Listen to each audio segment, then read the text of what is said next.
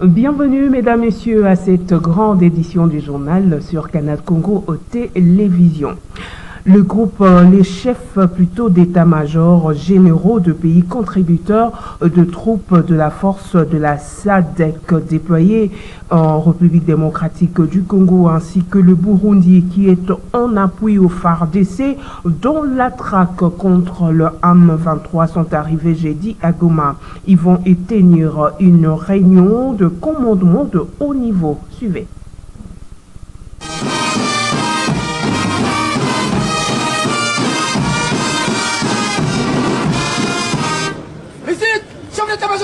Le chef des forces de défense des pays contributeurs des SAMI RDC et le chef d'état-major général de FARDC sont arrivés ce jeudi 29 février 2024 à Goma. Ils étaient accueillis par le lieutenant-général Sikabwa Sindafa, le coordonnateur des opérations au Nord Kivu et au Sud Kivu, le général-major Chirimwani Nkuba Peter, gouverneur militaire du Nord Kivu et le général-major sud-africain Mono Abisi Diakopu, commandant de la force de la SADC, entouré de leurs collaborateurs. Le chef de défense de l'Afrique du Sud, du Burundi, du Malawi, de la Tanzanie et de la RDC vont se réunir pour des stratégies à mettre en place pour renforcer les opérations contre les terroristes RDF M23.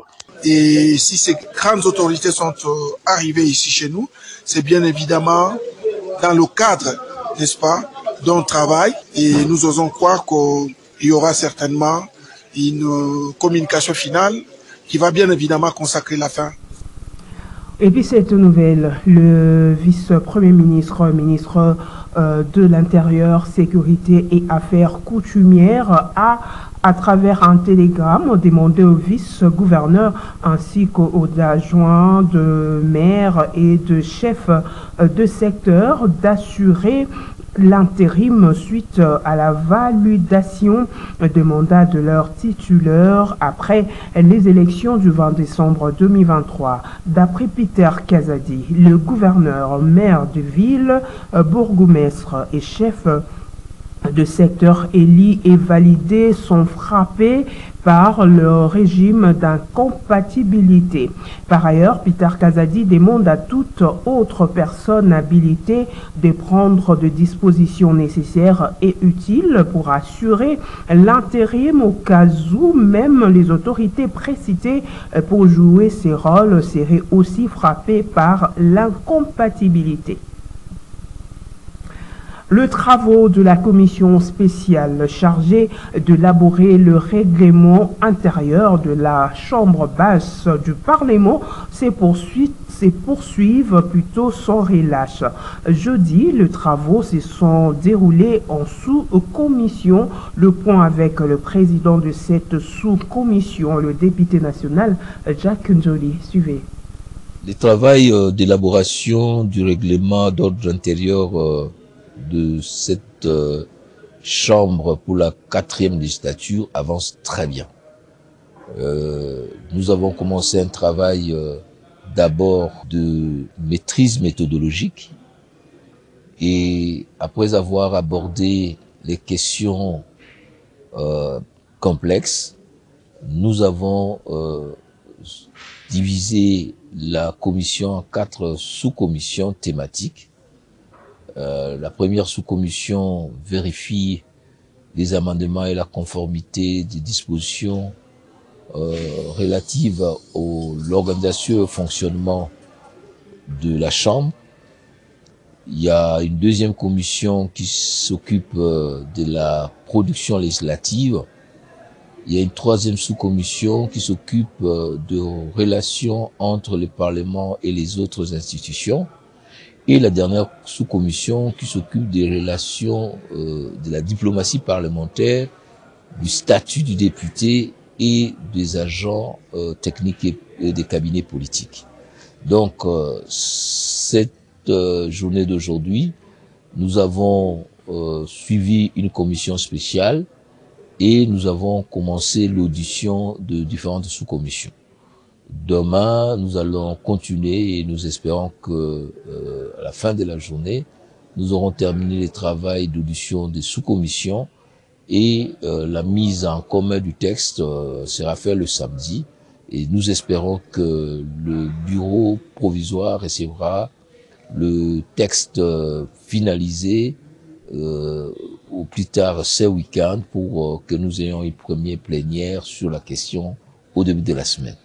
Il n'y a pas de questions épineuses, il y a seulement des questions de clarification, d'adaptation au contexte, des prises en charge des problématiques nouvelles, comme je vous avais dit, et surtout la question de l'honorabilité des députés en termes de déontologie, en termes de comportement, pour mériter, n'est-ce pas, l'honorabilité que confèrent ces statuts. Vous le savez sans doute, le procureur général près la Cour de cassation, Firmin Vendée, a rendu public jeudi 29 février 2024 le dernière conclusion sur le décès de Chériban Okende. Selon lui, Chériban Okende s'est suicidé. En réaction, Jonas Tchombela, coordonnateur de la nouvelle société civile congolaise, dit attendre plutôt la décision finale qui viendra de juridiction compétente. Il a dit à Dorcas Vané. Suivez. Comme vous le savez tous, nous avons été tous dans les mois lorsque nous avons entendu la mort de ce compatriote, l'ancien ministre, grand combattant des libertés de droit dans notre communauté. Nous avons été tous attristés par sa mort. Et tout ce qu'il nous reste de savoir, dans quelles conditions, quel était le mobile de sa mort. C'est là maintenant que ceux qui ont le dossier, donc le dossier au niveau de la justice a fait appel à des experts nationaux, internationaux, pour nous élucider les conditions dans lesquelles notre compatriote nous a quittés. Je crois que la justice a maintenant des éléments, des experts. Je pense aussi un appel à témoins a été lancé à beaucoup de compatriotes qui auraient des éléments qui peuvent enrichir ces dossiers. Et maintenant, on peut voir dans quelle mesure la justice peut nous donner. Parce que ce qui a été présenté hier, ce n'est que des résultats de l'enquête, des résultats de l'autopsie, les avis des experts. Nous attendons la décision maintenant de la justice pour savoir plus, confrontant tous ces éléments. Les appels à témoins ont été faits pour que nous sachions qui y avait tué Chériban Okende et pourquoi il avait tué. Ou c'est lui-même qui s'est donné la mort. Et là, nous attendons que la justice fasse son travail parce que des éléments sont là sur sa table. C'est tout ce que nous pouvons attendre. Sans nous plonger dans des commentaires dont je n'ai pas l'expertise, et je m'en tiens jusqu'à ce stade, voir le comportement de la justice après tous ces éléments des experts. Parce que ce qui a été dit hier, c'est le résultat que ceux qui avaient commandé, ceux qui avaient demandé les enquêtes, ont obtenu et ont rendu public. Et donc, nous attendons maintenant voir la suite du comportement de la justice et toutes autres personnes. Dans la commune de Kinshasa et Limité, les hommes du commandant de la police nationale congolaise, district de Moamba, le colonel Freddy Lifenge, ont mis la main sur 144 jeunes civiques communément appelés Kuluna. C'était lors d'une opération de bouclage la nuit du mercredi 28 au jeudi 29 février 2024. Suivez.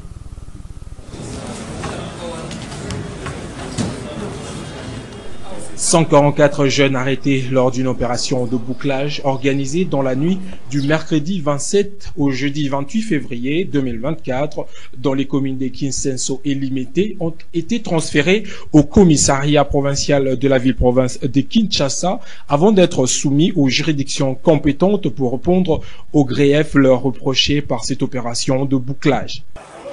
Ce sont des voleurs de téléphones, des voleurs en main armés, des armes blanches, machettes, couteaux, bref, ce qu'on appelle communément le kuluna dans le jargon quinois. Ces inciviques ont été dans la trousse du commandant de la police nationale congolaise du district de Moamba, le colonel Freddy Lifenge, depuis plus d'un mois, à en croire les sources proches des éléments du vaillant colonel précité. Cette opération de bouclage a duré plus de 6 heures, de 2 heures à 8 heures du matin, Pas de sortie ni d'entrée dans les quartiers ciblés par cette opération dans les communes de Kinsenso et Limete. Le commandant de l'opération, le colonel Freddy Lifenge, a donné le détail de cette opération. Tozali kokoba na opération na biso oyo mokonzi ville ya Kinshasa ayebisi biso tosala oyo alobaki il faut résultat et ça sera chaud. Biso na niveau ya Mwamba tozwi parole wana ekomi ya biso nde chaque fois toza kosala opération. La fois passée kokoba alobaki tosaki opération munene bozalaki pe bolekisi na bilili tozalaki na Kingabwa, tozalaki na Lemba, tozalaki na Ngaba, tozalaki pe na Matete. Lelo tokobi même opération wana na quartier ezali autre tozalaki la fois passée, c'est-à-dire tosali na Kingabwa 2 côté Andano, tosali na Kiseso 2 côté Rifla, et tosali pe na Limete côté Mombele. Donc moni bateau tokangiawa, ezali bateau tosalaki opération pour ezalaki ciblé. Mais tokuti pe bango na bandeko bazali ciblé te. Alors dans un premier temps tokozwa bango. Après audition, yebi OPJ asamisaka à charge et puis à décharge. Après audition, OPJ akotika baye basali mabete. Mais baoyo basali mabe bo bandinasha la population chaque fois nde bakosibi rigueur ya bibeko. Pour la police nationale congolaise, il n'y aura pas d'arrêt de ce genre d'opération tant qu'elle sera informée des actes d'incivisme perpétrés dans la ville-province de Kinshasa. À Moamba, les Koulouna trouveront toujours le colonel Freddy Lifenge sur leur chemin. L'humanité a célébré ce 1er mars 2024 la journée internationale de la protection civile. Objectif est la protection de populations civiles aux catastrophes tant naturelles que celles dues à l'homme.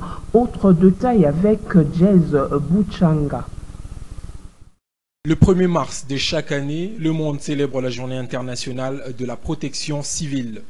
Cette journée, instituée par l'Organisation internationale de protection civile, a pour objectif principal de contribuer à la mise en place par les États du monde de mesures propres pour assurer la protection des civils, ainsi que l'assistance de populations face aux catastrophes naturelles et celles dues à l'homme.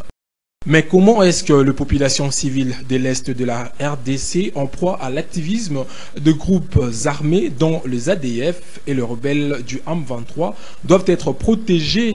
Max Oscar, secrétaire général de l'Alliance des démocrates congolais, ADECO, répond. Ce que nous regrettons seulement, c'est parce que cette journée est instituée au niveau international. Or, la guerre imposée en République démocratique du Congo, c'est aussi commandité à partir de cette communauté internationale-là.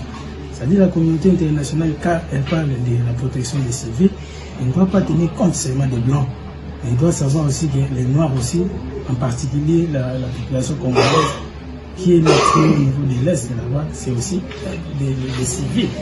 C'est-à-dire ils doivent aussi, quand nous célébrons cette journée, ils doivent aussi tenir compte de tout ce qui se passe à l'Est de la République démocratique du Congo. Et par là, nous allons profiter aussi au niveau interne. Parce que nous savons que dans la police nationale congolaise, il y a une direction de la protection civile. C'est-à-dire cette direction doit aussi être mise en exercice et puis mettre en pratique sa mission de protéger la population civile. Et la protection de la population civile, ce n'est pas seulement pour les guerres, mais il y a aussi la protection par rapport aux catastrophes naturelles. Également les érosions, il y a les inondations, il y a les éruptions volcaniques, il y a les incendies. Tout cela, la police et la protection civile doivent tenir compte de cela. Et nous savons que la police est dans le gouvernement. L'État congolais est donc appelé à œuvrer pour que la protection civile soit une mise dans les zones confrontées par les violences armées. Direction Irumu dans la province de l'Ituri où l'administrateur militaire, le colonel Sikontimba Jean, a lors d'une réunion du Conseil de sécurité locale. C'est vendredi 1er mars 2024, indique que la situation sécuritaire est relativement calme sur l'ensemble de ces territoires, hormis la partie sud de sa juridiction où l'ennemi qui est en perte de vitesse après les bombardements de sa bastion par la force mutualisée FARDC IPDF dans la localité de Iwesa en chefferie de Walese. Votoukou s'attaque aux paisibles citoyens. Joël Kamabo pour plus de détails. La situation sécuritaire est relativement calme sur l'ensemble du territoire d'Irumu, excepté la partie sud où cette semaine a été secouée par l'activisme des adeptes. C'est à l'issue des opérations menées dans la zone dans le cadre de mutualisation de forces où l'ennemi en perte de vitesse et aussi pendant son errance endeuille la population sur son chemin. Dès qu'il croise des paisibles citoyens, il faut les terroriser. C'est comme cela nous avons eu les cas récents de Makanga où il y avait 10 cas et puis d'autres cas se sont succédés dans la zone de Faye et Bandipes. L'ennemi là c'est ADEF. Donc il n'y a plus de doute, c'est ADEF comme d'habitude avec ses supplétifs.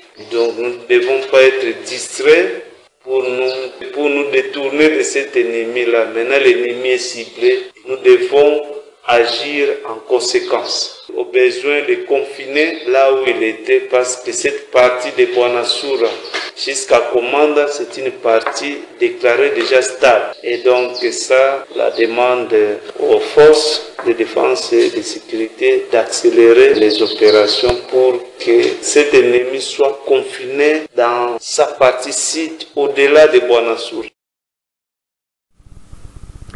C'est vendredi 1er mars 2024, premier jour du mois consacré aux droits de la femme. Durant ce mois, la femme est mise à l'honneur à travers plusieurs activités et manifestations. Interrogées à ce sujet, la plupart des femmes appelées à orienter le pensée vers les femmes victimes de la guerre à l'est du pays. Ils sont au micro de Strak Ngimbi et Lola Kinyamba. Le mois de mars est consacré à la promotion de la femme à travers le monde, tombe en République démocratique du Congo, comme un moment de réflexion relative à des milliers de femmes victimes des actes de vandalisme, de viol et d'oppression par des hommes armés. Pour plusieurs, c'est une période où nos pensées doivent être plus orientées vers ces femmes. Par rapport au thème de ce mois de mars, en tout cas, je trouve ça très intéressant.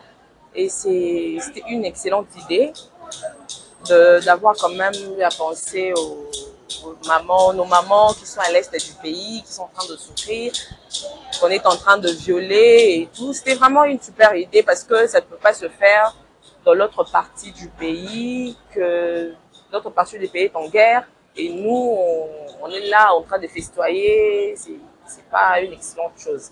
J'étais vraiment très heureuse d'apprendre cela. Et pour ce que je demanderais au gouvernement concernant nos mamans, enfin, je parle en général, mamans de la RDC, qu'il y ait plus de considération, hein, qu'il y ait plus de considération dans la société concernant les mamans, dans tout le domaine, en tout cas dans tout le domaine, que ce soit au gouvernement, aux fonctions publiques, partout, même des dames qui vendent des trucs à manger sur la route et tout, j'aimerais qu'elle soit considérée en fait dans la société. Les baninga bazo souffrir, toza droit ya kofete te. Soki peza oto mona kana bilili, ezaka ndenge wana. Tofeta tozora pe eloko te papa. Hein? Ba feti wana ba makamwa papa. Baninga bazo souffrir, bazo lela kuna kotoyo, batu moko boye basala feti ezaki kitoko te, eza lokwa toza souci ya baninga te. Kaza pe na mingi ya koloba te, ba feti ya kopeta ofeta remela biso ka ba dépense. Biso ka na moment oyo, ndenge mboko ezokende papa, toza droit ya ba feti na mboko te. Pour le moment na mboka oyo, na ta oyo ezata ya ofete te. Parce que parti moko ya mboka toza na matanga. toza na ba problème baninga ba na kimia te ma bebele donc baninga ba na passe biso toza na droit te ya koseka ya kotambola bon babiloko pe to luka moi to fêter mbongo pe monana te. Toujours en rapport avec la femme, allons à présent à la rencontre des éducatrices de l'école maternelle. Ces femmes se comportent à l'endroit de ces femmes comme leurs propres fils et filles. Une tâche qui requiert l'amour, l'abnégation et la détermination. Suivez. Elles ne sont pas seulement les principales éducatrices au niveau du foyer, mais aussi au niveau de la première instruction des enfants à l'école. Elles, ce sont les femmes découvertes dans la majorité de crèches et écoles maternelles dans la ville de Kinshasa. Ces femmes se comportent à l'endroit de ces enfants comme leurs propres fils et filles, prenant soin d'eux, supportant leurs caprices comme leurs propres fils. Une tâche qui requiert l'amour, la compassion, l'abnégation et la détermination. Nous sommes en deux parce qu'à maternelle, tu ne peux pas être une seule madame, il faut que nous soyons en deux parce que maternelle, ce n'est pas une pêche de choses pour nous les éducatrices. Il faut qu'on se voit à deux madames parce que quand tu es là-bas au tableau, il y a d'autres madames qui restent derrière nous pour surveiller les enfants, pour encadrer les enfants. Enfants tombent malades, il y a des médicaments ici dans notre bureau. On lui donne quelques médicaments aux enfants. On donne le premier soin. Si ça continue, on appelle ses parents. Il y a beaucoup de difficultés aussi par rapport aux enfants. Il y a d'autres enfants qui viennent ici sans des choses à manger. Il y a d'autres enfants qui viennent ici. On a l'envie de faire donner le message aux enfants, mais les autres qui ne payent pas, qu'ils viennent souvent, on le chasse, mais ça ne tient pas. Mais on est en train de se débattre comme ça. Malgré leur cœur attaché au bien-être des enfants, les femmes dans l'enseignement font face à certaines difficultés liées au matériel didactique ainsi qu'à une rémunération digne du travail qu'elles abattent. Mais cela relève de la compétence du pouvoir public de mettre en place une politique salariale intéressante à l'endroit de cette catégorie des humains généralement jugés vulnérables. Parlons santé à présent. La mise en œuvre de la maternité gratuite s'est décrétée par le président de la République démocratique du Congo, Félix-Antoine Tshisekedi Tshilombo, se porte bien à Kinshasa. Cette innovation dans le domaine sanitaire est assortie de quelques engagements pris par l'État congolais qui doivent être respectés. Est-il vraiment le cas? Nos reporters ont fait une descente au centre de santé et maternité à venir dans la commune de Massina. Suivez. La gratuité de la maternité décrétée par le président de la République, Félix-Antoine Tshisekedi, est bel et bien effective dans les différents centres hospitaliers, publics, même privés affiliés de la ville-province de Kinshasa. C'est le cas ici, au centre de santé et maternité à venir, situé au quartier Mapela, dans la commune de Massina. Dans la commune de Massina, comme l'attestent ces femmes qui viennent d'accoucher.